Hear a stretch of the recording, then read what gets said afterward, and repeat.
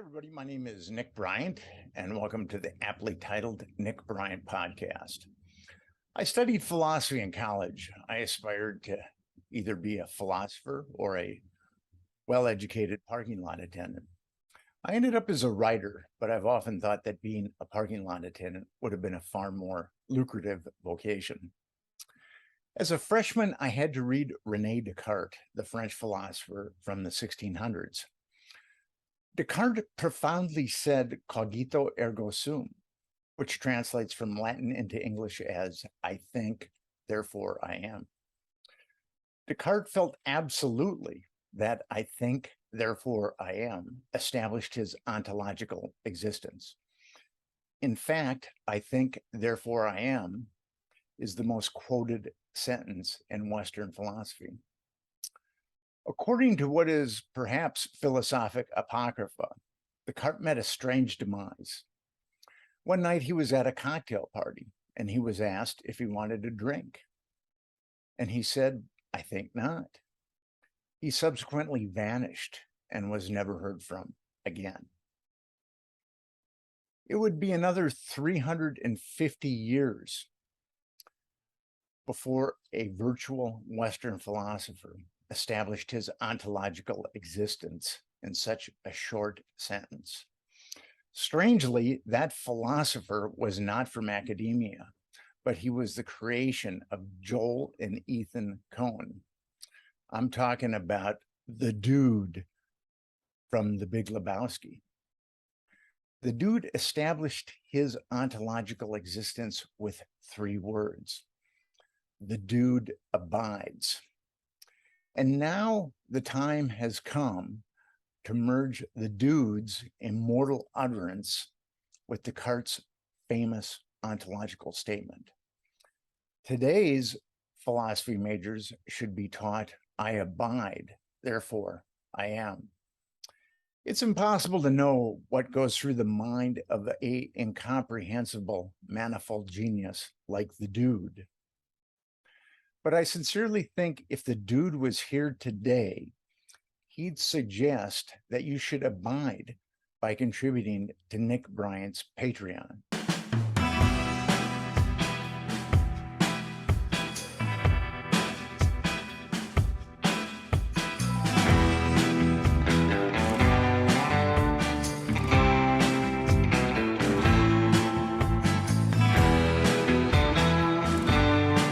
The paper reports that 2 of the male prostitutes were given a late-night tour of the White House last year.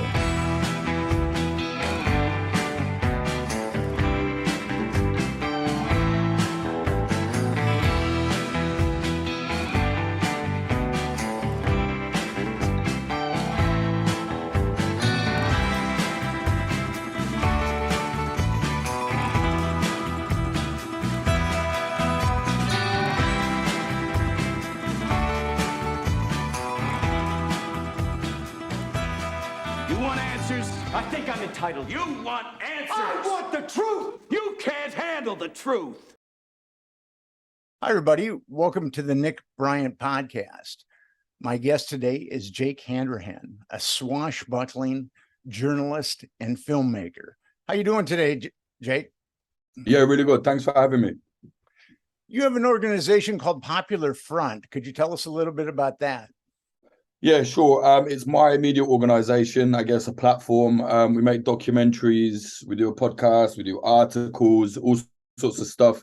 We have a magazine as well. Basically, it's a grassroots conflict journalism platform. We don't have any money from any corporate investors or anything like that. We keep it very grassroots. It's funded through Patreon and merchandise sales, believe it or not. We managed to make documentaries from selling T-shirts.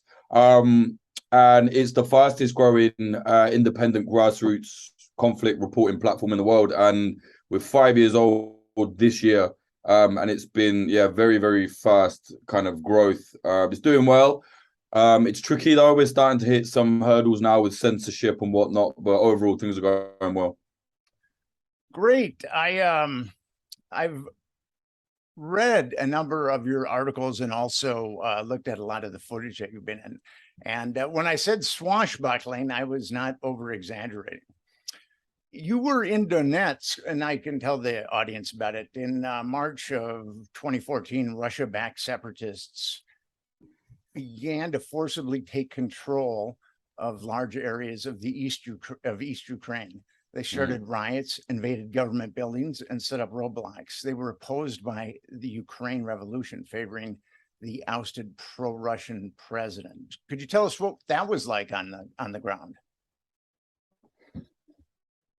It was really weird. The other, like, very few reporters really have had a chance to kind of cover both sides. And as you said, this is 2014. Many people think the war only started last year, but actually, you know, it kind of started in 2014.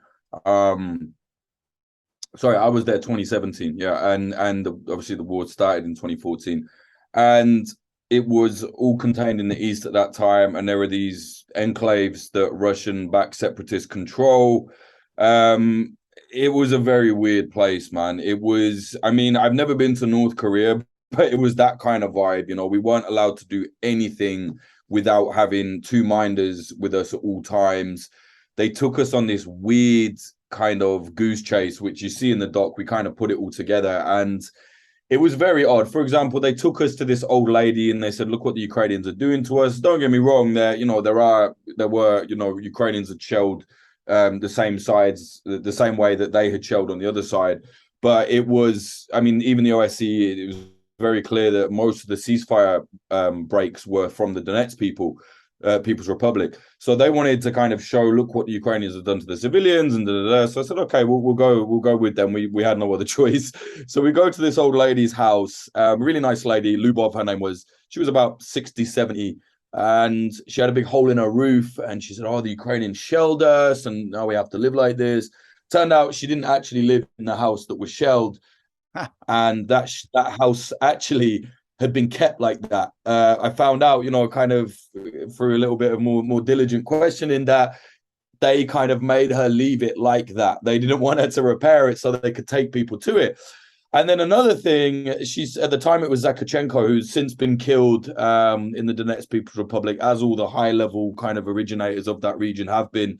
And he was on the front of a newspaper, and she says, I love Zakharchenko, he's so good to us. And then she has this newspaper that she kind of holds up, and then she looks at it and she says, wait, that's not him. And it was him. and then one of the miners kind of messed up, because they say, yeah, it is him. We brought you this picture of him so you can show them. Well, we thought it was her newspaper, so it wasn't, you know. And it was very, you know, things like that kept happening. And then the weirdest part was we went to the Donetsk airport, which is literally a shell. It's all smashed to pieces. The Donetsk People's Republic, they run that. And that was, you know, on the front line. It was quite hot. It was quite sketchy. And we all had our helmets on and vests on and everything. And then one of the miners says, okay, I'm going to take you to a different front line now. I said, okay. So he said, this one's very hot. And every time, you know, within an hour, probably the Ukrainians will start shooting at us. And I thought, well, you know, I'd been to a lot of front lines by this point. It's rare that you can really put it on a watch when the fighting starts. Sometimes you can be somewhere for 3 days and nothing happens. Sometimes 2 minutes and all hell breaks loose. Anyway, he says, oh, the fighting's going to start. So we're in this kind of weird trench, and he says, oh, it's going to happen from over there. And then lo and behold, the gunfire comes. And I kind of, at the time, I thought, oh, okay, this is quite close, get down, whatever. And then I looked around, and the minder who had been in the Donetsk airport with his helmet on and his vest on, suddenly he didn't have his vest and helmet on. So I thought, if we're going to what is allegedly a much hotter front line, why did you decide to leave all your kit in the car? Lo and behold,